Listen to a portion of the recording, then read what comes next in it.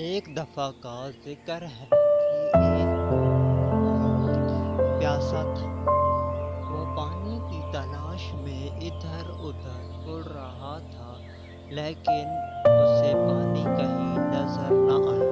آخر کار وہ تھک ہار کر ایک باغ میں جا پہنچا۔ باغ میں اس نے پانی کا ایک گھڑا دیکھا تو بہت خوش ہوا، لیکن گھڑے میں پانی بہت کم تھا۔ اس نے ایک ترکیب سوچی۔ کچھ دور پڑے کنکریوں کے ڈھیر سے کنکریاں اٹھا اٹھا کر گھڑے میں ڈالنے لگا۔ اس طرح آہستہ آہستہ گھڑے میں پانی اوپر آنا شروع ہو گیا۔